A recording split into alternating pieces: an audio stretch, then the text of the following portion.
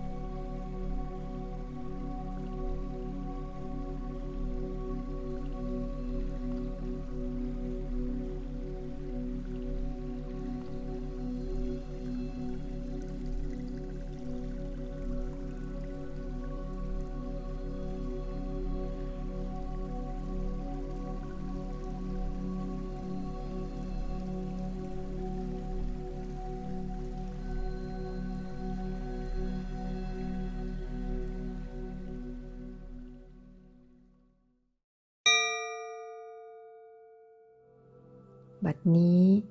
ถึงเวลาที่เราจะค่อยๆออกจากสมาธิขอให้คุณค่อยๆขยับนิ้วมือนิ้วเท้ารู้สึกถึงร่างกายของคุณและค่อยๆลืมตาขึ้นอย่างช้าๆมองไปรอบๆและกลับมาสู่ปัจจุบันเราจะแผ่เมตตาความรักและความปรารถนาดีให้กับตัวเราเองและผู้อื่นขอให้กล่าวดังนี้บทแผ่เมตตาให้กับตนเองอะหังสุขิโตโหมิขอให้ข้าพเจ้ามีความสุขนิทุกโขโหมิปราศจากความทุกข์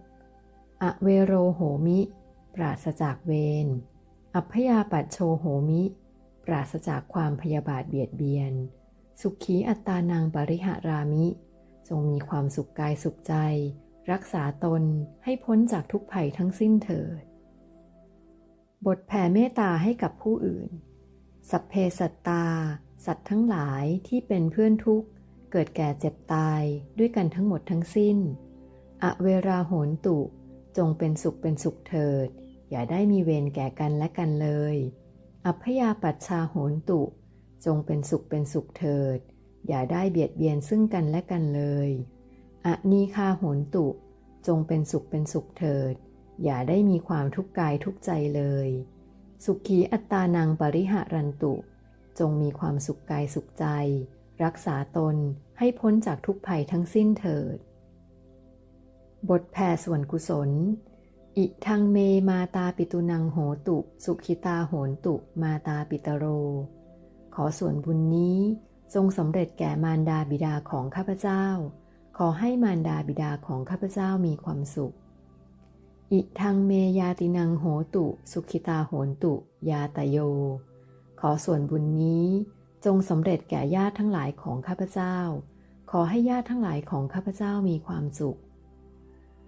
อิทังเมคุรูปัชชายาจาริยานังโหตุสุขิตาโหนตุคุรูปัชชายาจาริยาขอส่วนบุญนี้จงสำเร็จแก่ครูอุปัชฌาย์อาจารย์ของข้าพเจ้าขอให้ครูอุปัชฌาย์อาจารย์ของข้าพเจ้ามีความสุขอิทังสัพพเทวตานังโหตุสุขิตาโหนตุสัพเพเทวาขอส่วนบุญนี้จงสำเร็จแก่เทวดาทั้งหลายทั้งปวงขอให้เทวดาทั้งหลายทั้งปวงมีความสุขอิทังสัพพเปตานังโหตุสุขิตาโหนตุสัพเพเปตาขอส่วนบุญนี้จงสำเร็จแก่เปรตทั้งหลายทั้งปวงขอให้เปรตทั้งหลายทั้งปวงมีความสุขอิทังสัพพเวรีนังโหตุสุขิตาโหนตุสัพเพเวรีขอส่วนบุญนี้จงสำเร็จแก่เจ้ากรรมนายเวรทั้งหลายทั้งปวงขอให้เจ้ากรรมนายเวรทั้งหลายทั้งปวงมีความสุขอิทังสัพพสัตตานังโหตุสุขิตาโหนตุสัพเพสัตตาขอส่วนบุญนี้จงสำเร็จแก่สัตว์ทั้งหลายทั้งปวงขอให้สัตว์ทั้งหลายทั้งปวงมีความสุขทั่วหน้ากันเทินคำกล่าวอโหสิกรรมกายกรรมังวจีกรรมังมโนกรรมังสัญจิจกรรมังอสัญจิจกรรมังขมันตุเมอโหสิกรรมังภวะตุเมกรรมใดๆไม่ว่าจะเป็นกายกรรมวจีกรรมมโนกรรมที่ข้าพเจ้าได้กระทำล่วงเกินแก่ผู้ใดทั้งโดยตั้งใจก็ดีไม่ได้ตั้งใจก็ดีในภพชาติใดก็ตามขอให้เจ้ากรรมนายเวรทั้งหลายจงโปรดยกโทษให้เป็นอโหสิกรรมแก่ข้าพเจ้าอย่าได้จองเวรจองกรรมต่อกันอีกเลยแม้แต่กรรมใดที่ใครๆทำแก่ข้าพเจ้าก็ตามข้าพเจ้าขออโหสิกรรมให้ทั้งสิ้นยกถวายพระพุทธเจ้าเป็นอภัยทานขอจงดลใจให้เขาเหล่านั้นกลับมีเมตตาจิตคิดเป็นมิตรกับข้าพเจ้าเพื่อจะได้ไม่มีเวรกรรมต่อกันตลอดไปด้วยอานิสงส์แห่งอภัยทานนี้ขอให้ข้าพเจ้าพร้อมทั้งครอบครัวตลอดจนวงศาคณาญาติผู้มีอุปการะคุณของข้าพเจ้าพ้นจากความทุกข์ยากลำบากเข็ญใจความทุกข์อย่าได้ใกล้ความเจ็บไข้อย่าได้มีขอให้มีความสุขสวัสดีมีชัยเสนียดจันไรอุปัฏฐวันตรายทั้งหลายจงเสื่อมสิ้นหายไปนึกคิดปรารถนาสิ่งใด ที่เป็นไปโดยชอบประกอบด้วยธรรมแล้ว ขอให้สิ่งนั้นจงพลันสำเร็จจงพลันสำเร็จจงพลันสำเร็จเทินขอให้ความสงบจากการฝึกสมาธิในวันนี้นำสติและความสุขมาสู่ตัวคุณเสมอไปค่ะขอขอบคุณทุกท่านที่มาร่วมฝึกปฏิบัติด้วยกันค่ะ